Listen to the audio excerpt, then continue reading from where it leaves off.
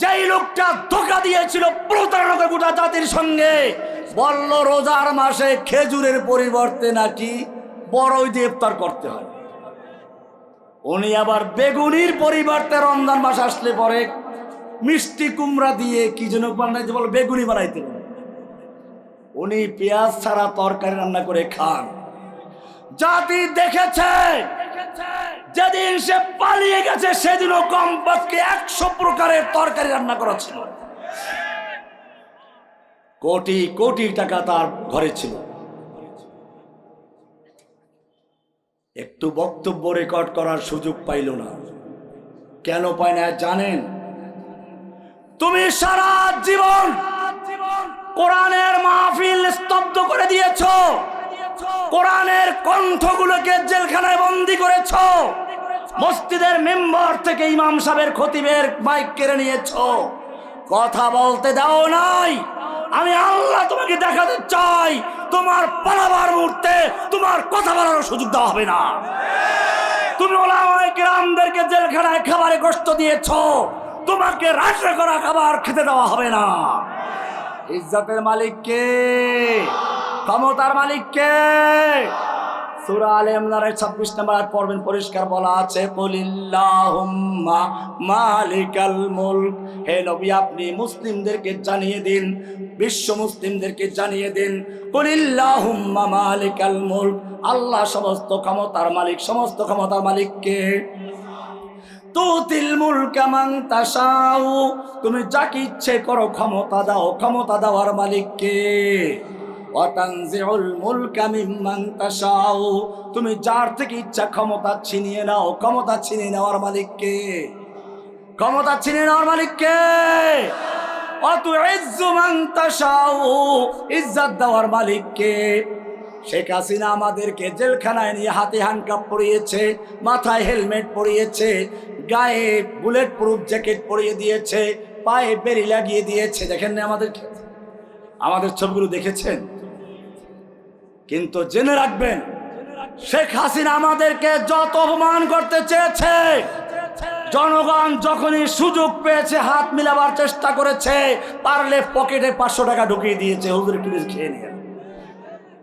আর যারা আমাদেরকে হ্যান্ডকাপ লাগিয়েছিল, আজকে যখন তাদেরকে সেই হ্যান্ডকাপ পরা অবস্থায় কোর্টে দেখি, জনগণ তাদেরকে সালাম দেয় না, সেরা জুতা দিয়ে তাদেরকে স্বাগত জানায়, পচা ডিম দিয়ে স্বাগত জানায়।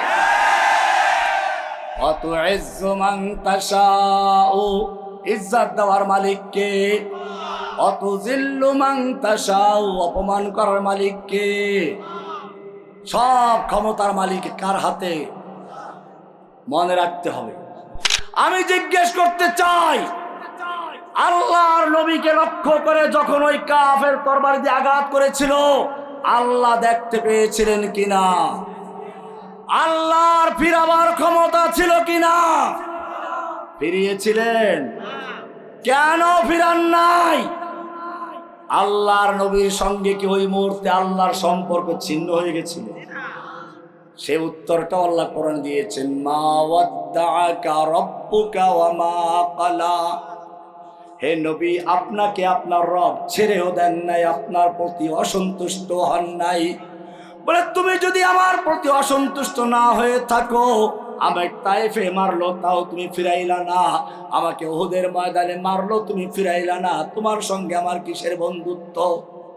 আল্লাহ রাব্বুল আলামিন বলছেন, ও নবী, আপনাকে এখন আমি ফিরাই নাই, তার একটা কারণ আছে। আমি শিক্ষা দেওয়ার জন্য, আপনার উম্মতকে জানিয়ে দেওয়ার জন্য, কিয়ামত পর্যন্ত আপনার যারা সঠিক পথে চলবে, যারা আপনার সুন্নাহ নিয়ে চলবে, আপনার দ্বীনকে যারা বিজয়ী করতে চাবে, আপনাকে দ্বীনকে বিজয়ী করতে গিয়ে যেভাবে যুদ্ধের ময়দানে অবতীর্ণ হতে হয়েছে, রক্তাক্ত হতে হয়েছে, ঠিক যারাই আল্লাহর জমিনে আল্লাহর দ্বীনকে বিজয়ী করতে যাবে, তাদেরকে কারাবরণ করতে হবে, নির্যাতিত হতে হবে, যুদ্ধের ময়দানে আসতে হবে, লোহার পোশাক পরতে হবে, রক্তাক্ত দেবে। সেই শিক্ষা দেওয়ার জন্য আমি আপনাকে রক্তাক্ত করেছি।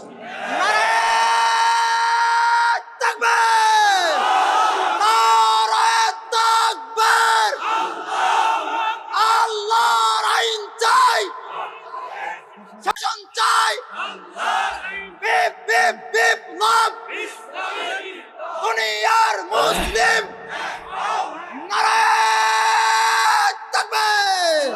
কোরআন পরিষ্কার জানিয়ে দিয়েছে, আম হাসিবতুম আন তাদখুলুল জান্নাহ, তোমরা কি মনে করছো জান্নাতে এমনি চট করে ঢুকে পড়বে? ওই যে একজনে বলেছে না চট করে ঢুকে পড়বে, আশপাশেই আছে। আমরা বলি তুমি চট করে বাংলাদেশে এসে পড়ো, আমরা তোমার জন্য সজাগ রয়েছি। বিডিআর হত্যার নামে তুমি বাংলাদেশের সেনাবাহিনীকে হত্যা করেছো, তার বিচার করে তোমাকে ফাঁসির মঞ্চে ঝুলাবার জন্য এদেশের 18 কোটি মানুষ অপেক্ষা করছে। চট করে এসে পড়ো। শাপলা চত্বরে হাজার হাজার তৌহিদি জনতাকে তুমি অন্ধকারে চতুর্দিক থেকে বাতি বন্ধ করে ব্রাশ ফায়ার করে উড়িয়ে দিয়েছো। তুমি চট করে ঢুকে পড়ো। এদেশের জনতা শাপলা চত্বরের সেই তৌহিদি ঈমান দীপ্ত জনতা অপেক্ষায় রয়েছে তোমার বিচার করে ফাঁসির মঞ্চে ঝুলিয়ে তার হত্যার প্রতিশোধ নেওয়ার জন্য অপেক্ষায় রয়েছে। তুমি চট করে এসে পড়ো। তুমি কসাই নামে খ্যাত সেই গুজরাটের কসাই, বাবরি মসজিদ হত্যার নায়ক, সেই তোমার অবৈধ স্বামীকে বাংলাদেশে আনার জন্য তুমি এদেশের তাওহীদি জনতার রক্ত জড়িয়েছো। ব্রাহ্মণবাড়িয়াতে হাটাজারিতে শত শত মাদ্রাসার ছাত্র, স্কুলের ছাত্র থেকে শহীদ করে দিয়েছো। তুমি চট করে বাংলাদেশে আসো। সেই ব্রাহ্মণবাড়িয়ার হাটাজারির শহীদদের বদলা নিতে গিয়ে তোমার বিচার করে ফাঁসির মঞ্চে ঝুলাবার জন্য দড়ি প্রস্তুত রয়েছে। চট করে আসবে। আমি এই পলাতক নেত্রীর অনুসারীদেরকে বলবো, এখনো তওবা করো। নেতার বিজয়ে যুদ্ধ বিজয় হয়, নেতার পরাজয় যুদ্ধের পরাজয় হয়। এটাই যুদ্ধের নিয়ম। আল্লাহর নবীর ইতিহাস পড়ুন। আমি শুরুতে বলেছিলাম মুসলিমদের প্রত্যেকটা যুদ্ধে সৈন্য সংখ্যা কাফেরদের কম ছিল, কিন্তু একটা যুদ্ধে বেশি ছিল।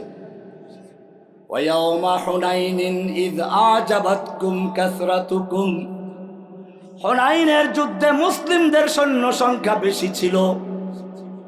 তাদের মধ্যে একটা অহংকার আসলো, অহংকার, আমরা তো এখন সংখ্যালঘিষ্ঠের কারণে পরাজিত হব না। আল্লাহ তাআলা দেখাতে চান এতদিন পর্যন্ত যে আল্লাহ তোদেরকে সাহায্য করেছে, সে আল্লাহ তোদের সংখ্যাগরিষ্ঠের উপর ভিত্তি করে করে নাই, তোদের ঈমানের উপর ভিত্তি করে সাহায্য করেছে। আজকে তোদের সংখ্যা বেশি, এই জন্য খুব খুশি হয়ে গেছিস দেখাচ্ছে।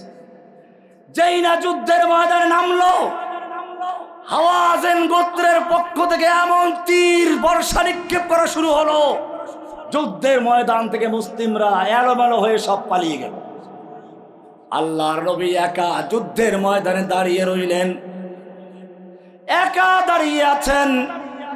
এর মধ্যে শয়তান একটা খবর ছড়িয়ে দিল, আলা ইন্না মুহাম্মাদান কাদ মাতা, মুহাম্মদ মরে গেছে। সাহাবায়ে কেরাম কিছু ভেঙ্গে পড়লেন, কিছু সরে গেলেন। এর মধ্যে আল্লাহর নবী জোরে ডাক দিলেন, ইয়া ইবাদাল্লাহ তাআলাউ ইবাদাল্লাহ। আল্লাহর নবী সামনে বাড়ছেন আর কবিতা পড়ছেন, আনান নাবিয়্যু লা কাযিব আনা ইবনু আব্দুল মুত্তালিব, আমি সত্য নবী, মিথ্যা নবী নই, আমি আব্দুল মুত্তালিবের সন্তান। এটা কেন বললেন? আরবদের মধ্যে একটা প্রসিদ্ধ কথা ছিল যে আব্দুল মুত্তালিবের বংশে একজন সত্যিকার অর্থে ত্রাণকর্তা আসবে, নবী আসবে। আল্লাহর নবী সেদিকে ইঙ্গিত করে বলছেন, আমি পালাবার নবী নই, আমি আব্দুল মুত্তালিবের সন্তান, আমি যুদ্ধের ময়দানে স্থির থাকার নবী। অবশ্য পালাবার কথা, পালাবার নেই এ কথা আরো একজনে বলেছিল। 2 দিন পরে তার আর খবর নেই। শুধু পালিয়েছে তা না, রান্না করা খাবার রেখে কত পদের খাবার। যেই লোকটা ধোঁকা দিয়েছিল, প্রতারণা করে গোটা জাতির সঙ্গে, বলল রোজার মাসে খেজুরের পরিবর্তে নাকি বড়ই দিয়ে ইফতার করতে হয়। উনি আবার বেগুনির পরিবর্তে রমজান মাস আসলে পরে মিষ্টি কুমড়া দিয়ে কি যেন বানাইতে বলে, বেগুনি বানাইতে বলে। উনি পেঁয়াজ ছাড়া তরকারি রান্না করে খান। জাতি দেখেছে, যেদিন সে পালিয়ে গেছে সেদিনও কমপক্ষে 100 প্রকারের তরকারি রান্না করা ছিল। কোটি কোটি টাকা তার ঘরে ছিল। একটু বক্তব্য রেকর্ড করার সুযোগ পাইল না। কেন পায় না জানেন? তুমি সারা জীবন কোরআনের মাহফিল স্তব্ধ করে দিয়েছ, কোরআনের কণ্ঠগুলোকে জেলখানায় বন্দী করেছ, মসজিদের মেম্বার থেকে ইমাম সাহেবের খতিবের মাইক কেড়ে নিয়েছ, কথা বলতে দাও নাই। আমি আল্লাহ তোমাকে দেখাতে চাই, তোমার পালাবার মুহূর্তে তোমার কথা বলার সুযোগ দেওয়া হবে না।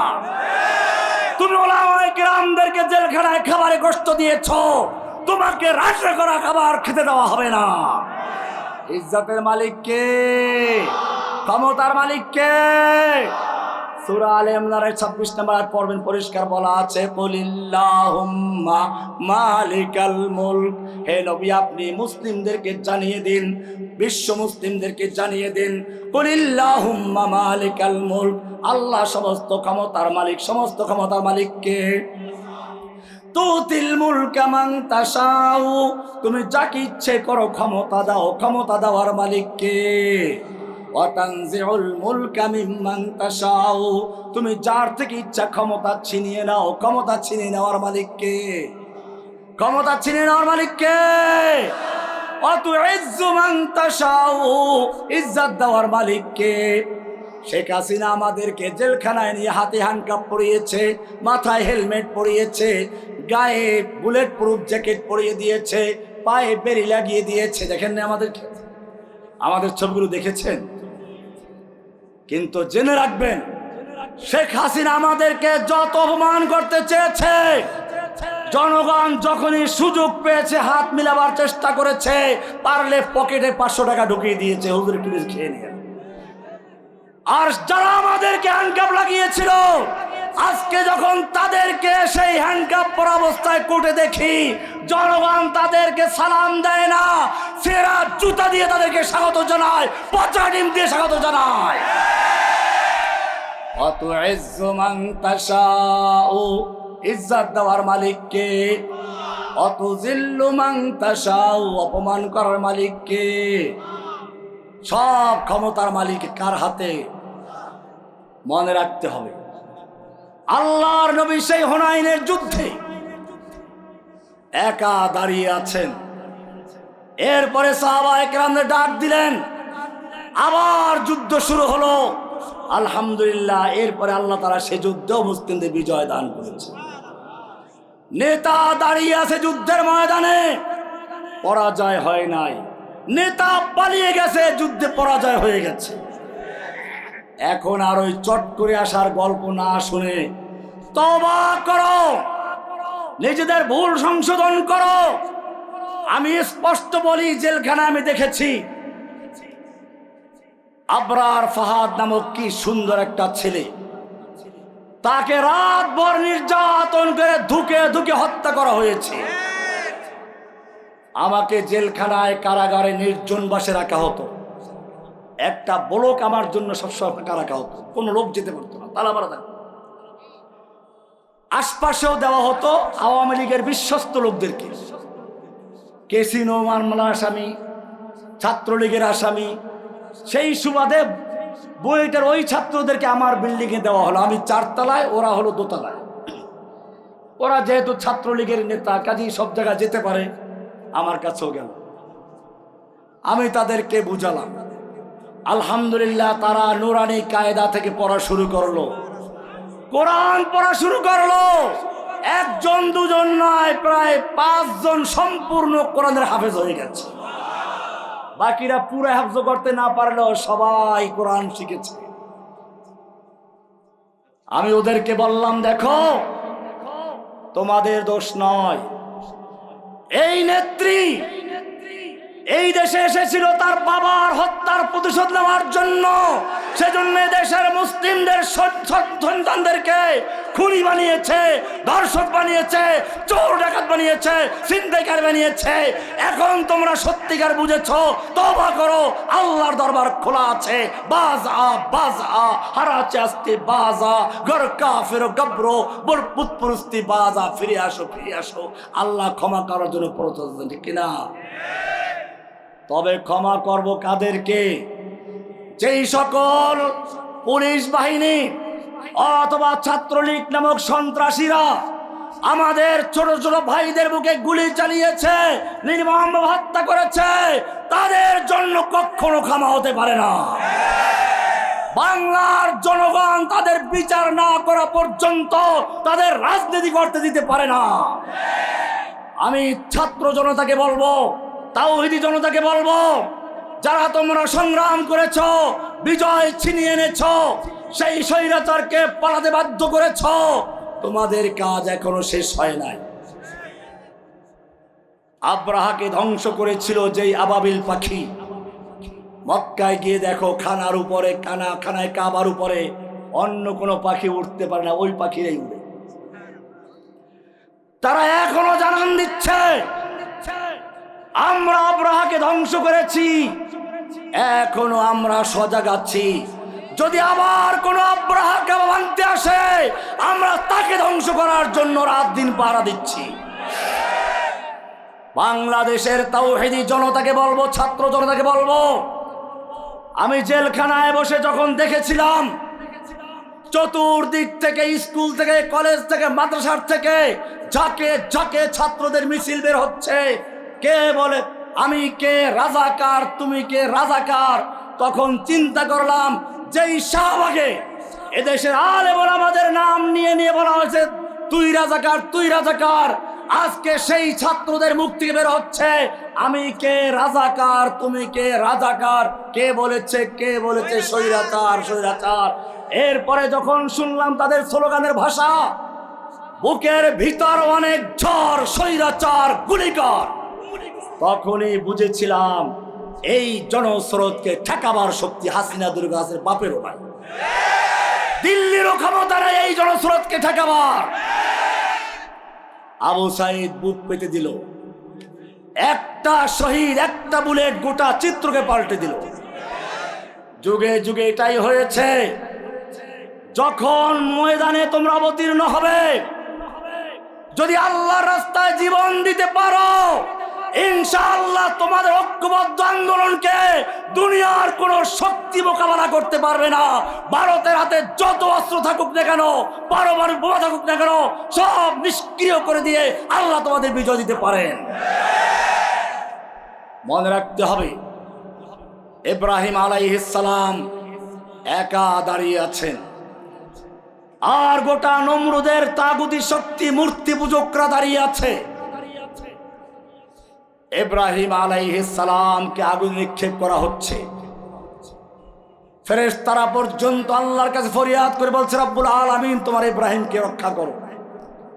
আল্লাহ তাআলা বলেন আমার কিছু নিয়ম আছে, আমি বান্দার ক্ষমতা চেষ্টা দেখতে চাই।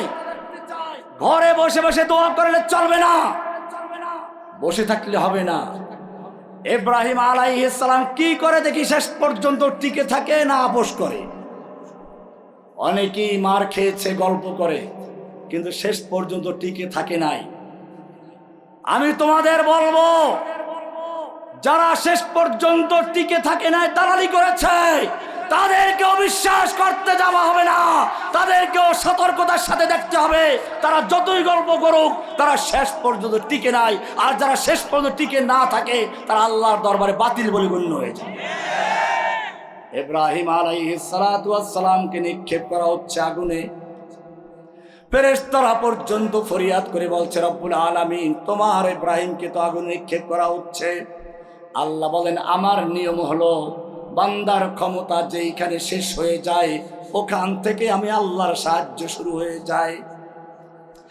ইব্রাহিম আলাইহিস সালামকে যখন আগুনে নিক্ষেপ করা হলো, ইব্রাহিমের ক্ষমতা শেষ হয়ে গেছে, আর তার কোনো ক্ষমতা নেই। এইবারে আল্লাহ বলে, ইব্রাহিম তুমি তোমার শেষ পর্যন্ত লড়াই করেছো, এবারে আমার সাহায্য শুরু হয়ে গেল। কুলনা ইয়া নারু কুনি বারদাও ওয়া সালামান আলা ইব্রাহিম, ও আগুন আমার ইব্রাহিমের প্রতি আরামদায়ক ঠান্ডা হয়ে যাও, ইব্রাহিমের কষ্ট দিবে না, ইব্রাহিমের জন্য একটা পশম পর্যন্ত না পরে সাবধান থাকবে। কে ঠান্ডা করে দিলেন? যে আল্লাহ রাব্বুল আলামিন ইব্রাহিমের জন্য আগুনকে ঠান্ডা করে দিয়েছিলেন, সে আল্লাহ এখনো জীবিত আছেন কিনা? সে আল্লাহ ভারতের সমস্ত অস্ত্র গুদামকে ঠান্ডা করে দিয়ে, ধ্বংস করে দিয়ে দিল্লি পর্যন্ত বিজয় করার ক্ষমতা দিতে পারেন কিনা? নাকি আল্লাহ বুড়ো হয়ে গেছে? লা নিদ্দা ওয়ালা জিদ্দা ওয়ালা হাদ্দা লিমাওলা আল আনা কামা কানা ওয়া লাম ইয়ালকা যাওয়ালা ফারদুন সামাদুন আন সিফাতিল খালকি বারিউন রাব্বুন আযালিয়ুন খালাকাল খালকা কামালা ইন শাইতা মিনাল খাউফি আমানা ওয়া সালামা ফাবুদহু ইয়াকিনান বিগুদুফি ওয়া আসালা ইন শাইতা মিনান নারি নাজাতাও ওয়া ফালাহা ফাআমিন রাসূলিন তাজিদুল কুরবা কামালা। আল্লাহ জীবিত আছেন, আল্লাহ বুড়ো হন নাই, দুর্বল হন নাই, আল্লাহ আগে যেমন ছিলেন এখনো তেমন আছে। তবে শর্ত হচ্ছে ইব্রাহিম যেরকম ভাবে তাওহীদের ঈমান নিয়ে, তাওহীদের শক্তি নিয়ে নমরুদের শক্তির বিরুদ্ধে দাঁড়িয়েছিল, তুমিও যদি সেভাবে দাঁড়াতে পারো, আজ ভি যুগ করে ইব্রাহিম কা ঈমান पैदा आग कर सकती है अंदाज गुलिस्ता पैदा। ইব্রাহিমের মতো তাওহীদ নিয়ে সব নমরুদের বিরুদ্ধে দাঁড়িয়ে যেতে পারো। যে আল্লাহ তাআলা ইব্রাহিমের জন্য আগুনকে ঠান্ডা করেছেন, সে আল্লাহ এখনো জীবিত আছেন। মূসা আলাইহিস সালাম একদিকে ফেরাউনের বাহিনী পিছনে ধাওয়া করছে, সামনে নদী, পালাবার জায়গা নেই। আল্লাহ তাআলা বললেন, মূসা তোমার ক্ষমতা ছিল বনি ইসরাইলকে এই পর্যন্ত নিয়ে আসার, তা করেছো, এখন তোমার ক্ষমতা শেষ। তোমার ক্ষমতা যেখানে শেষ হয়, আমার সাহায্য সেখান থেকে শুরু হয়। এবারে তোমার হাতের লাঠি ছেড়ে দাও, নদীতে মারো। পানি দুভাগ ঢুকে দাঁড়িয়ে গেছে, মাঝখানে ফাঁকা হয়ে গেছে, মূসার বাহিনী পার হয়ে চলে গেছে, ফেরাউন নেমে গেল। আল্লাহ রাব্বুল আলামিন পানিকে বলেন, এখনো দাঁড়িয়ে আছো, দুপাশ থেকে চাপা দিয়ে ফেরাউনকে জনমর্তে বিদায় করে দে। পানি হুকুম শুনে কার? আমি জিজ্ঞেস করতে চাই যে আল্লাহ সুবহানাহু ওয়া তাআলা ফিরআউনের বাহিনীকে নদীতে চুবিয়ে মেরেছেন, সে আল্লাহর মতো শক্তি নিয়ে জীবিত আছেন কিনা? ভারতের সমস্ত শক্তিকে বুড়িগঙ্গে চুবিয়ে ধ্বংস করতে পারেন কিনা? শর্ত একটাই, মিসলে কালিম হো আগার मारे का आजमा कोई, मिसले कलीम हो अगर मारे का आजमा कोई, आज भी आती है कोहे तूर से बंगला तखफ। মূসার মতো যদি তাওহীদ নিয়ে, ঈমানের শক্তি নিয়ে মাঠে নামতে পারো, যে আল্লাহ মূসাকে বলেছিলেন, মূসা লা তাখাফ ইন্নাকা আনতাল আলা, ভয় নাই, তুমি হবে বিজয়ী, ওয়ালা তাহিনু, সে আল্লাহ তোমাকে এখনো জানাচ্ছেন, ওয়ালা তাহিনু ওয়ালা তাহজানু ওয়া আনতুমুল আ'লাউনা ইন কুনতুম মুমিনিন, তোমাদের কোনো ভয় নাই, তোমাদের কোনো চিন্তা নাই, তোমরাই থাকবে বিজয়ী, তোমরাই থাকবে উচ্চ আসনে, ইন কুনতুম মুমিনিন। শর্ত হচ্ছে তোমাদের কি হতে হবে? লা ইলাহা ইল্লাল্লাহ ক্লিয়ার থাকতে হবে। তোমাদের ওই জায়গায় ঠিক নাই। একজন লোক রাস্তায় একটা মেয়ে লোক পাইছে, মেয়ে লোক দেখতে সুন্দরী, পছন্দ হয়েছে, ধরে নিয়ে আসছে, এনে ঘরে এনে তারে উজু করাইলো, গোসল করাইলো, বোরকা পরাইলো, জায়নামাজ দাঁড় করাইলো, নামাজ পড়ায়, রোজা রাখায়, হজ করায়, যাকাত দেওয়ায়, সব করে, কোরআন পড়ায়, তাহাজ্জুদ পড়ে। শোনেন নাই? তাহাজ্জুদ পড়ে, কোরআন পড়া ছাড়া কাজ শুরুই করে না। এই লোক কঠোর শরিয়া মেনে ঘর সংসার করে, মাগার বিয়া করে নাই। কি করে নাই? বিয়ে করা ছাড়া এই শরিয়া মেনে ঘর সংসার করার অর্থ আছে? পরিষ্কার মনে রাখতে হবে। আলেম ওলামাদেরকে জেলে ঢুকিয়ে, কোরআনের কণ্ঠগুলো স্তব্ধ করে দিয়ে, তাফসীর মাহফিল বন্ধ করে দিয়ে মসজিদের খতিবের মাইক ছিনিয়ে নিয়ে তাহাজ্জুদের গল্প করা আর কোরআন পড়ার গল্প করা, এই সমস্ত বান্দামি, প্রতারণা, ধোঁকাবাজি, এগুলো শয়তান হতে পারে, এগুলো মুনাফিক হতে পারে, মুমিন হতে পারে না। আবার এদেরকে কওমি জননী খেতাব দিয়ে বসলো কেউ এদেরকে রাবেয়া বসরি বলে ফেললো। ওই যে কি সরকার যেন, কফিল উদ্দিন বেদাতি, কফিল উদ্দিন বেদাতিতে একেবারে জান্নাতের টিকিট দিয়ে দিল। ভয় করা উচিত আল্লাহকে। তওবা করো আলেম যারা তাদের দালালি করেছো। যুগে যুগে আল্লাহর দ্বীনকে ধ্বংস করেছে দুই শ্রেণীর লোকেরা। কয় শ্রেণীর? ভালো করে শুনে রেখো, রহমানির কথা নয়, আলী রাদিয়াল্লাহু তাআলা আনহুর কথা। কওমি মাদ্রাসায় একটা কিতাব পড়ানো হয়, ফায়জুল কালাম হিদায়াতুন নওজবাতে। ওটার মধ্যে কবিতাটা আছে, ওয়াহাল আফসাদাদ দীনা ইল্লাল মুলুকু ওয়া আহবারু সুইন ওয়া রুহবানুহা। যুগে যুগে আল্লাহর দ্বীনকে ধ্বংস করেছে দুই শ্রেণীর লোকেরা। কয় শ্রেণীর লোকেরা? কয় শ্রেণীর লোকেরা? এক হচ্ছে শাসক গোষ্ঠী, আর এক হচ্ছে ওই শাসকদের পাঁচ চাটা গোলাম একদল যাজক। শাসক আর যাজক, যুগে যুগে এটাই হয়েছে।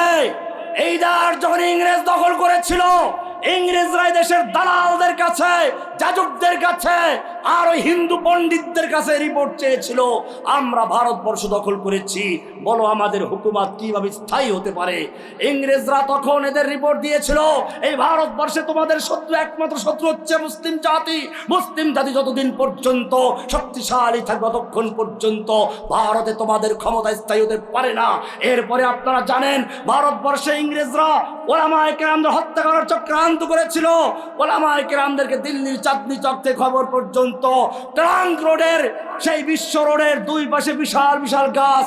ডক্টর টমসন একজন ইংরেজ দার্শনিক ঐতিহাসিক, তিনি লিখেছেন, আমার সৃষ্টিকর্তার কসম, ওই বিশাল রাস্তার দুই পাশে এমন কোনো গাছ ছিল না যেই গাছের প্রত্যেকটা ডালে ডালে এক একজন আলেমকে ফাঁসিতে ঝুলানো না হয়েছিল। ওলামায়ে কেরামদেরকে শুকরের চামড়ার ভিতরে ঢুকিয়ে দিয়ে ঘোড়ার পায়ের সঙ্গে বেঁধে দিয়ে হত্যা করা হয়েছিল। ওলামায়ে কেরামদেরকে নির্বাসনে দেওয়া হলো, আন্দামান দ্বীপে পাঠানো হলো।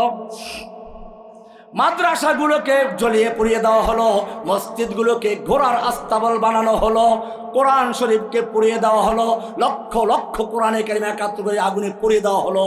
এরপরে পর্যন্তই নয়, এই ভারতবর্ষে মসজিদ মাদ্রাসার নামে হাজার হাজার একর সম্পত্তি ছিল, জমি ছিল, অক্ষ সম্পত্তি।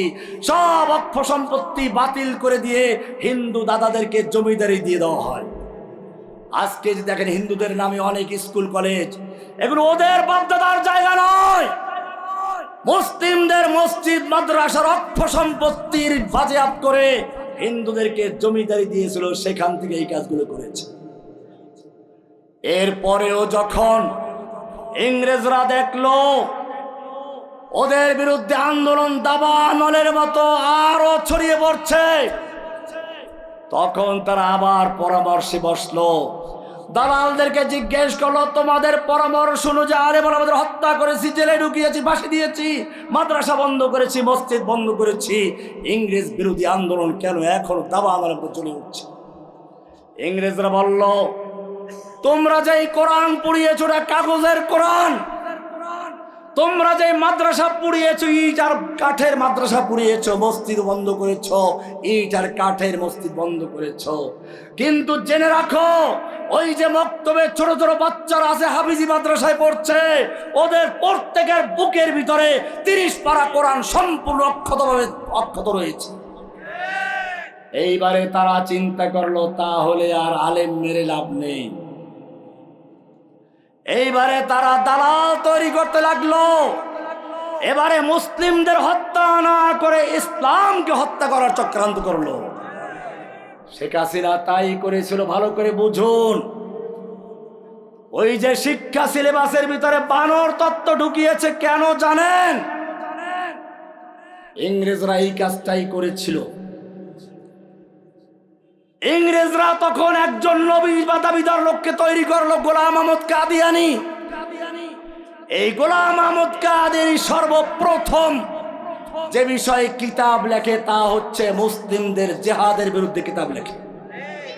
কারণ ইংরেজরা ভয় পেত জিহাদকে, ভয় পেত জিহাদি আলেমদেরকে। আপনারা জানেন দেওবন্দ মাদ্রাসার যে প্রতিষ্ঠাতা কাসেম নানতুবি, হাজী ইমদাদুল্লাহ মুহাজির মক্কি, রশিদ আহমদ গঙ্গোহী, এরা ইংরেজ বিরুদ্ধে যুদ্ধ করে একটা স্বাধীন রাষ্ট্র গঠন করেছিলেন। থানা ভবন ছিল তাদের রাজধানী। কাসেম নানতুবি ছিলেন প্রধান সেনাপতি, রশিদ আহমদ গঙ্গোহী ছিলেন প্রধান বিচারপতি, আর হাজী ইমদাদুল্লাহ মুহাজির মক্কি ছিলেন আমিরুল মুমিনিন। কিন্তু কিছু গাদ্দারদের কারণে সেখানে হাফেজ জামিন শহীদকে হত্যা করে দেওয়া হয়, সৈয়দ আহমদ বেরেলভিকে হত্যা করে দেওয়া হয়। আর ইমদাদুল্লাহ মুহাজির মক্কি গোপনে মক্কায় হিজরত করেন, বাকিরা পালিয়ে গেলেন। এরপরে যখন ইংরেজরা সাধারণ ক্ষমা ঘোষণা করলো, তারপরে আবার তারা ফিরে এসে দেওবন্দ মাদ্রাসা প্রতিষ্ঠা করেন। তাদের উদ্দেশ্য ছিল এই দেওবন্দ মাদ্রাসার মাধ্যমে ছাত্র তৈরি হবে, লিডার তৈরি হবে, যারা ভারতবর্ষ থেকে একদিন আবার ইংরেজদেরকে তাড়াবে। পরবর্তীতে সেটাই হয়েছিল। আপনারা জানেন খেলাফত আন্দোলন, রেশমি রুমাল আন্দোলন, এইগুলো করেছিল সেই দেওবন্দের সন্তানরা। মাওলানা হুসাইন আহমদ মাদানী রাহমাতুল্লাহি আলাইহি ইংরেজ বিরোধী আন্দোলন একজন সিপাহ সালার, ইংরেজদের বিরুদ্ধে সমাবেশ ডেকেছেন দিল্লিতে। ইংরেজ সরকার সেখানে কারফিউ জারি করলো, গুলি করো, দেখা মাত্র গুলি করো। আমি বাংলাদেশের সেই কতগুলো সেনা অফিসার যারা অবসরপ্রাপ্ত ছিল, সেদিন কারফিউ ভঙ্গ করে তারাই সর্বপ্রথম মাঠে নেমেছিল। তাদের দেখা দেখি নিচের দিকের সেনা কমান্ডার এবং সৈনিকরা বলেছিল, আমরা আমাদের ভাইদের বুকে গুলি করব না। হুসাইন আহমদ মাদানী রাহমাতুল্লাহি আলাইহি ইংরেজদের কারফিউ ভেঙে ময়দানে চলে আসলেন। চতুর্দিকে রাইফেল নিয়ে দাঁড়ানো ছিল।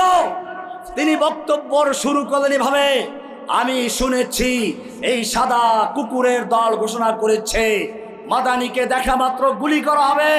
আমি মাদানী হাজির হয়েছি, করো গুলি। এই বলে তিনি তার শেরওয়ানির বুতাম খুলে দিয়েছিলেন। সঙ্গে সঙ্গে এমন ধিক্কার পড়লো, ওদের হাত থেকে ভয়ে রাইফেল গুলো পর্যন্ত পড়ে গিয়েছে। দীর্ঘ 2 ঘন্টা বক্তব্য দিয়েছিলেন। সে ঐতিহাসিক ভাষণের সূচনা ছিল এইভাবে, সাগামিরো গরবাজিরো মোশেরা দেওয়া কুনন্দ ইচনি আরকানে দৌলত মুলকে রাফিরা কুনন্দ। ও দুনিয়ার মানুষ শুনে রেখো, যেই সংসদের প্রধানমন্ত্রী হচ্ছে কুকুর। প্রধানমন্ত্রী কি? আর ক্যাবিনেট মন্ত্রীরা হচ্ছে বিড়াল, সাধারণ এমপিরা হচ্ছে ইঁদুর। আমার কবিতা না, ওনার কবিতা। সাগামির সাগ মানি কুকুর, আমির মানি বাদশাহ প্রধানমন্ত্রী। সাগামির গোরবাজির, গোরবা মানি হলো বিড়াল। মোশের আদে বাকুনান, মোশ মানি হলো ফার্সিতে ইঁদুর। এচনে আর কানে দৌলত মুলকে রাফিরা কুনান। যেই সংসদের কুকুর হলো প্রধানমন্ত্রী, আর বিড়াল হলো ক্যাবিনেট মন্ত্রী, আর এমপিরা হলো ইঁদুর, এই সংসদ দিয়ে দেশে শান্তি আসতে পারে না। এই সংসদ দিয়ে কোনো শৃঙ্খলা ঠিক থাকতে পারে না। এই সংসদ দিয়ে ধর্ষক তৈরি হয়, এই সংসদ দিয়ে লুটেরা তৈরি হয়। এই সংসদ দিয়ে 1 লাখ 2 লাখ নয়, গোটা জাতিকে ভিখারি বানিয়ে 18 লক্ষ কোটি টাকা নিয়ে এদেশের মানুষকে ঋণগ্রস্ত করে ফকির বানিয়ে সব টাকা পয়সা নিয়ে স্বামীর বাড়িকে আশ্রয় নিয়েছে।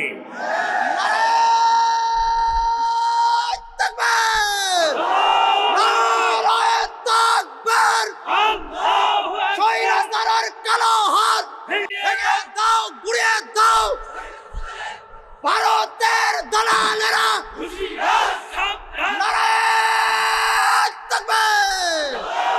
আমার বলার উদ্দেশ্য হচ্ছে, এখন আর কওমি আলিয়া বিভিন্ন দলের বিভেদ ভুলে গিয়ে ইংরেজদের বিরুদ্ধে যেভাবে সকলে ঐক্যবদ্ধভাবে দাঁড়িয়েছিল, ও আমার ভাইয়েরা, যদি বাংলাদেশের স্বাধীনতা রক্ষা করতে চাও, যদি ইসলামের দিনকে নিয়ে বেঁচে থাকতে চাও, এখনো সময় আছে।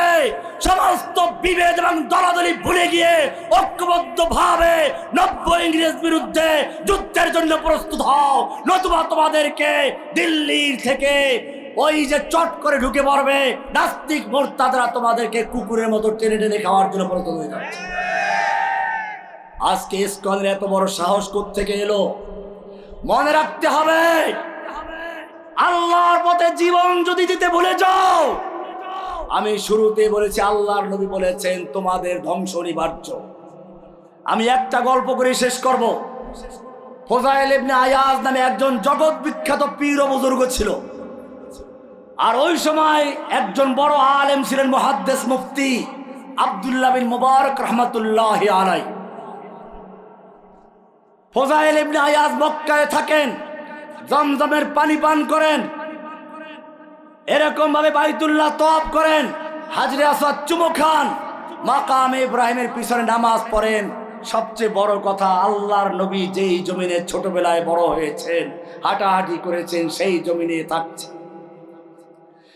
এক রাকাতে লক্ষ রাকাতের সওয়াব পাচ্ছে। ছাত্ররা বলল ফজাইল ইবনে আব্দুল্লাহ বিন মুবারককে যে আপনিও তো ইচ্ছে করলে ওই মক্কায় গিয়ে থাকতে পারেন, এত কষ্ট কেন করছেন যুদ্ধের ময়দানে? ইতিহাস পড়ুন। আব্দুল্লাহ বিন মুবারক রাহমাতুল্লাহ আলাইহি সেই যুদ্ধের ময়দান থেকে ফজাইল ইবনে আয়াজকে উদ্দেশ্য করে একটা পত্র লিখেছিলেন। এই পত্রটা বলেই আমি শেষ করব, উঠা বসা করবেন না। ইয়া আবিদাল হারামাইন লাউ আবসারতানা লাআলিমতা আন্নাকা বিল ইবাদাতি তালআবু। ও মক্কা মদিনার আবেদ, ফজাইল ইবনে আয়াজকে উদ্দেশ্য করে বলছেন, ইয়া আবিদাল হারামাইন, ওহে মক্কা মদিনার আবেদ, তুমি মক্কায় ইবাদত করছো, এক রাকাতে লক্ষ রাকাতের সওয়াব পাচ্ছ, জমজমের পানি খাচ্ছ, বাইতুল্লাহ তওয়াফ করছো, হাজরে আসওয়াদ চুমু দিচ্ছ, সব ঠিক আছে, কিন্তু জেনে রাখো লাউ আবসারতানা, তুমি যদি আমাদের ইবাদত দেখতে, আমাদের ইবাদতের তুলনায় লাআলিমতা আন্নাকা বিল ইবাদাতি তালআবু, তোমার ইবাদতগুলো আমাদের ইবাদতের তুলনায় খেলনা ছলনা ছাড়ার কিছুই না। কেন? সামনের কবিতা, মান কানা ইয়াখযিবু খাদ্দাহু বিদুমুইহি ফানুহুরুনা বিদিমাইনা তাতাখাদ্দাবু। ও মক্কা মদিনার আবেদ, মক্কায় বসে ইবাদত করছো, তোমার ইবাদত করতে করতে যখন জজবা চলে আসে, তোমার চোখের পানি দিয়ে তোমার গিরিবা ভিজে যায়। ভালো কথা, চোখের পানির মূল্য আছে, আমি তুচ্ছ করছি না, কিন্তু জেনে রাখো আমাদের যখন যুদ্ধের ময়দানে যুদ্ধ করতে করতে জজবা চলে আসে, আমাদের চোখের পানি দিয়ে নয়, আমাদের বুকের তাজা রক্ত দিয়ে আমরা আমাদের দেহকে রক্তাক্ত করে ভিজিয়ে ফেলি। ওদের যুদ্ধ চলছে, এক তরুণ যুবক আল্লাহর নবীর সামনে এসে দাঁড়িয়ে বলছে, ইয়া রাসূলুল্লাহ, এ আমার বাহু, এ আমার শক্তি, আমার তারুণ্য, আমার এই সুন্দর চেহারা, আমি যদি আল্লাহর পথে যুদ্ধ করতে করতে শহীদ হয়ে যাই, আমার জন্য কি পুরস্কার রয়েছে? আল্লাহর নবী বললেন জান্নাত। যুবক কয়েকটা খেজুর বের করলো, 2-3টা খেয়ে জোরে ছুঁড়ে মারলো আর বললো, এতগুলো খেজুর খেতে গেলে আমার জান্নাতে যেতে দেরি হয়ে যাবে। তলোয়ার নিয়ে যুদ্ধের ময়দানে ঝাঁপিয়ে পড়লো, কাফেরদেরকে কেটে কেটে স্তূপ করে দিচ্ছে, কাফেরদের ভিড়ের ভিতরে ঢুকে গেছে। কালো মেঘের ভিতরে পূর্ণিমার চাঁদ যেমন ঢুকে যায়, যুবক সেরকম ঢুকে গেছে। সাহাবায়ে কেরাম ডাক দিলেন, যুবক ফিরে আসো, তুমি তো কাফেরদের ভিড়ের ভিতরে ঢুকে গেছো। যুবক তাকালো, ঠোঁটে মুস্কি হাসি, চেহারায় রক্ত, আর বলছে, ও আমার সাথী ভাইয়েরা, তোমাদেরকে বিদায় সালাম জানাচ্ছি।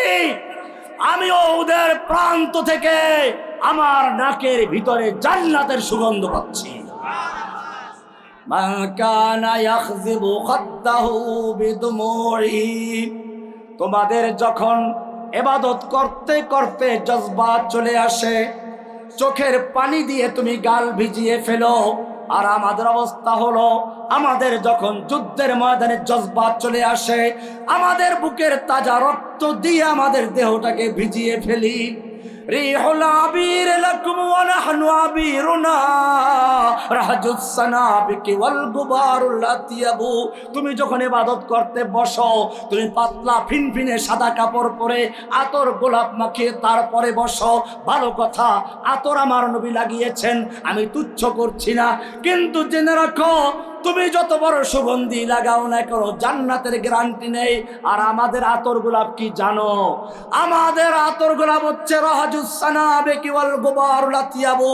যুদ্ধের ময়দানে ঘোড়ার পায়ের আঘাতে পাথরের সঙ্গে লেগে আগুন বের হয়ে যায়, সেই আগ্নিস্ফুলিঙ্গ এবং ধুলাবালুই হচ্ছে আমাদের আতর আর গোলাপ। আওয়ামান কানা ইউতিবু খাইলাহু ফি বাতিলিন ফাখুয়ুলুনা ইয়াউমাল কারিহাতি তাতাবু। তোমাদের মধ্যে আমার পার্থক্য হচ্ছে এই, তোমাদের ঘোড়াগুলো, তুমি জগৎ বিখ্যাত বুজুর্গ, আল্লাহর ওলি, পীর, বুজুর্গ, মুর্শিদ, তোমার হাদিয়া তোফা, তোমার ঘোড়াগুলো টানতে টানতে ক্লান্ত হয়ে যায়। আর আমাদের অবস্থা জানো, আমাদের ঘোড়াগুলো যুদ্ধের ময়দানে যুদ্ধ করতে করতে ক্লান্ত হয়ে যায়। তুমি যখন মরে যাবে, তোমার জানাজায় হাজার হাজার মুরিদ হবে, লক্ষ লক্ষ মুসল্লি আসবে, কিন্তু জেনে রাখো আমার জানাজায় কোনো লোক আসতে সাহস করবে না, আমার তো জানাজাই হতে দিবে না। দেখেন নাই, একজন লোক জেলখানায় মারা গেল, তার জানাজাটা ঢাকা হবে, দিতেছে, কারণ জানে জীবিত সাইদির চেয়ে মরা সাইদি লক্ষ কোটি গুণ শক্তি নিয়ে যদি ঢাকায় তার জানাজা হয়, হাসিনার তক্তা উল্টে গিয়ে সেদিন বাংলার জমিনে তাওহীদের রাজ কায়েম হয়ে যেত। জেলখানায় গিয়ে কি কেউ দুর্বল হয়েছে না শক্তি বেড়েছে? বয়স বেড়ে গেছে, ক্লান্ত হয়ে গেছি, কিন্তু আলহামদুলিল্লাহ ইমানের শক্তি দুর্বল হয় না। ডক্টর আফিয়া সিদ্দিকাকে আপনারা জানেন, গুয়ান্তানামো বে কারাগারে তাকে নির্যাতন করা হয়েছে। যেই মহিলা হাফেজে কোরআন 18টা ডক্টরেট ডিগ্রি আছে, নিস্তেজ হয়ে গেছে নির্যাতনে। যখন তাকে আদালতে উঠানো হচ্ছিল, চোখ খোলার মতো শক্তি গায়ে ছিল না। বিশ্ব দেখেছে হুইল চেয়ারে বসা, কিন্তু হেজাব দাও, হেজাব দাও। আমেরিকার গোয়েন্দারা রিসার্চ করেছে, বলেছে আমরা নির্যাতন করে করে তার দেহকে নিস্তেজ করতে পেরেছি, কিন্তু তার ঈমানকে চুল পরিমাণ দমাতে পারি নাই। মনে রাখবে, জালিম সরকার আমাদেরকে অত্যাচার করেছে, মাসকে মাস বেড়ি পরিয়ে রেখেছে, বিভিন্ন রকমের অত্যাচার করেছে, নির্জন বাসে রেখেছে, আমাদের দেহকে নিস্তেজ করেছে ঠিকই, কিন্তু আমরা আল্লাহকে সাক্ষী রেখে বলতে পারি, আমরা জেলখানায় যে পরিমাণ ঈমান নিয়ে গেছিলাম তার চেয়ে লক্ষ কোটি গুণ ঈমান শক্তি বেড়েছে, এবং সেই ঈমান নিয়ে ময়দানে ঝাঁপিয়ে পড়েছি। আমরা তোমাদেরকে বলতে চাই, সে আব্দুল্লাহ বিন মুবারকের মতো যদি বলতে পারো আমাদের জানাজার প্রয়োজন নেই, যুদ্ধ করতে করতে টুকরো টুকরো হয়ে যাব, দেহ খুঁজে পাওয়া যাবে না, সে কথাই তোমাদের বলতেছি। আব্দুল্লাহ বিন মুবারক বললেন, তোমার জানাজায় লক্ষ লক্ষ লোক হবে, কিন্তু আমার জানাজায় কোনো লোক হবে না, ভয় আছে। কিন্তু জেনে রাখো, তোমার জানাজার প্রয়োজন আছে, তুমি মরে গেছো, আমার জানাজায় কোনো লোকের প্রয়োজন নাই, আমি তো মরি নাই, আমি জীবিত। হাযা কিতাবুল্লাহ ইয়ানতিকু বাইনানা লাইসা শাহীদুল মাইয়িতিল লা ইউকযাবু। তুমি যখন মরে যাবে, দামি কাপড় দিয়ে তোমাকে গোসল করিয়ে পরিয়ে দেওয়া হবে, আতর গোলাপ দিয়ে, দামি সাদা কাপড় দিয়ে কবর দেওয়া হবে, কিন্তু জেনে রাখো, যত দামি কাপড় তোমাকে পরিধান করানো হোক না কেন, কিয়ামতের মাঠে ওই কাপড় নিয়ে উঠতে পারবে না।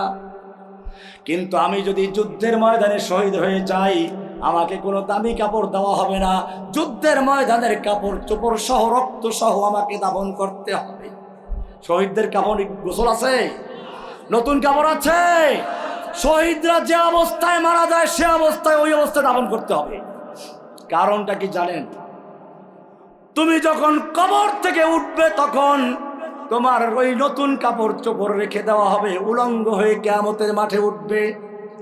কিন্তু আমি যদি শহীদ হয়ে যাই, আমার কাপড় চোপড় খোলা হবে না, সেই যুদ্ধের পোশাক নিয়ে, যুদ্ধের কাপড় চোপড় নিয়ে হাসরের ময়দানে উঠবো।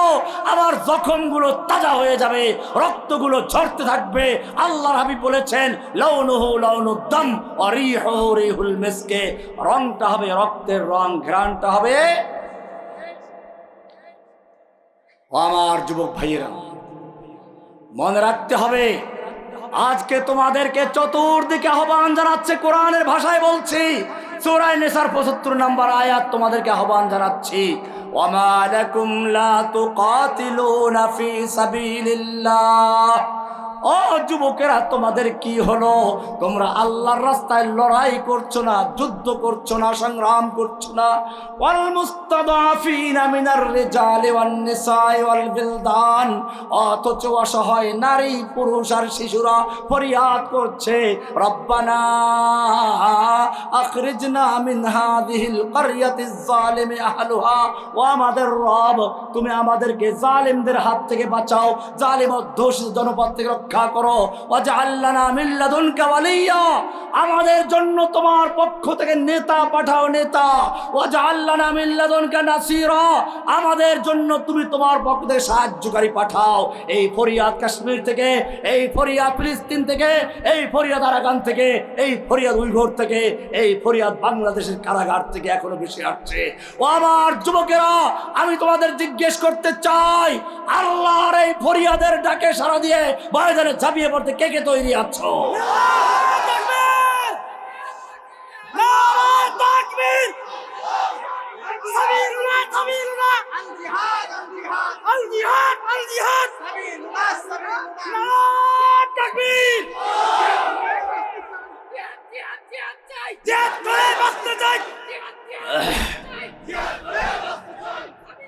জেনে রাখবে, আজকে তোমাদের একটা পরিচয় দিচ্ছি, পরিচয়।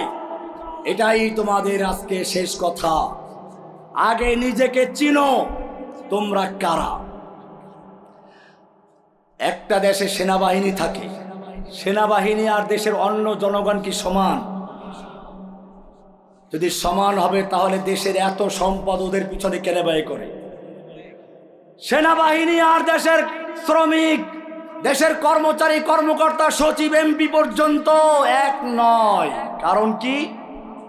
সেনাবাহিনীর কাজ আছে, যখন একটা দেশ আক্রান্ত হবে তখন জীবনের ঝুঁকি নিয়ে লড়াই করতে হবে সেনাবাহিনীকে। দেশের অস্তিত্ব এবং স্থায়িত্ব নির্ভর করে কাদের উপরে? এটা যদি বুঝে থাকো, এইবারে তোমাদের বুঝতে হবে, তোমাদেরকে আল্লাহ বলছেন, ওয়ালিল্লাহি জুনুদুস সামাওয়াতি ওয়াল আরদ, আল্লাহর অনেক সৈন্য আছে আসমানে, অনেক সৈন্য জমিনে, যাদের কাজ হচ্ছে আল্লাহর দ্বীনকে টিকিয়ে রাখা, আল্লাহর দ্বীনকে বিজয়ী করা। জেনে রাখো, তোমার নবীকে আল্লাহ কেন পাঠিয়েছিলেন? এক কথায় উত্তর দিতে হবে। কোরআনের 33 সূরা তওবার 33 নম্বর আয়াত, সূরা ফাতার 28 নম্বর আয়াত, সূরা সফের 9 নম্বর আয়াত পরিষ্কার বলছেন, হুয়াল্লাযী আরসালা রাসূলাহু বিল হুদা ওয়া দীনিল হক লিইয়ুযহিরাহু আলাদ দীনি কুল্লিহি। আল্লাহ তাআলা তার রাসূলকে সত্য দ্বীন দিয়ে, হেদায়েত দিয়ে পাঠিয়েছেন, যাতে করে আল্লাহর দ্বীনে হকটাকে অন্য সকল দ্বীনের বাতিলের উপরে বিজয় করতে পারে। রাসূলের দায়িত্ব ছিল দ্বীনে হককে বিজয়ী করা। রাসূল দুনিয়ার থেকে চলে গেছেন, তোমাদের উপরে দায়িত্ব রয়েছে। তোমাদের কাজ হচ্ছে আল্লাহর জমিনে আল্লাহর দ্বীনকে বিজয়ী করা, আল্লাহর দ্বীনকে টিকিয়ে রাখা। সেজন্য তোমাদের পরিচয়, তোমরা আল্লাহর সৈনিক। দলিল সূরা ফাতার 7 নম্বর আয়াত, সূরা আল ফাতার 7 নম্বর আয়াত দলিল। আল্লাহ বলেছেন, ওয়ালিল্লাহি জুনুদুস সামাওয়াতি ওয়াল আরদ, আল্লাহর অসংখ্য সৈন্য আছে আসমানে, অসংখ্য সৈন্য জমিনে, আসমানের সৈন্য ফেরেশতারা। আমি জিজ্ঞেস করতে, জমিনের সৈনিক কারা? যদি তোমরা নিজেদেরকে চিনতে পারো আল্লাহর সৈনিক, তাহলে ফিলিস্তিনিদের মতো তারা, আমি ফিলিস্তিনের গান শোনাচ্ছি, তারা গান গায়, লা তাসালনি মান আনা, লা তাসালনি, লা তাসালনি, লা তাসালনি মান আনা, আনা মিন জুনদিস সামা। আমায় জিজ্ঞেস করো না, আমার কাছে জানতে চেও না আমার পরিচয় কি। আমার পরিচয় হচ্ছে আমি আসমানের সৈনিক।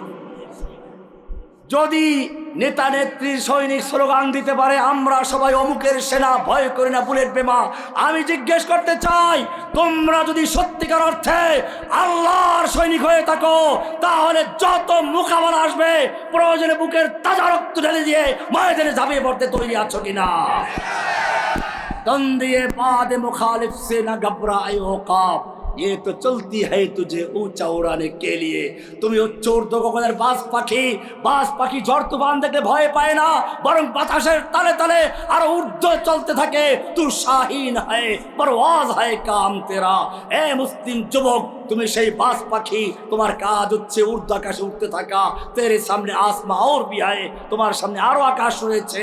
ওঠো, ফির তুঝে পার করনি है जहां की आबरी। আবার তোমাকে বিশ্বের নেতৃত্ব দেওয়ার জন্য ময়দানে ঝাঁপিয়ে পড়তে হবে। এক হাতে কোরআন নিয়ে আর এক হাতে তলোয়ার নিয়ে তুমি উঠো। উঠ খুদাকে নাম লেকার ফির আলম্বর দারেবান, ইসলামের পতাকা উড্ডীন করার জন্য তোমাকেই আল্লাহ আহ্বান জানাচ্ছে। আল্লাহর আহ্বানে আমার সাথে তৈরি আছে কিনা? ইনশাআল্লাহ। আল্লাহ সুবহানাহু ওয়া তাআলা এই মাহফিলকে কবুল করেন, আমিন। এই মাহফিলকে যারা আয়োজন করেছেন অর্থ দিয়ে, শ্রম দিয়ে, পরামর্শ দিয়ে, আল্লাহ সুবহানাহু ওয়া তাআলা তাদের সকলকে কবুল করেন, আমিন।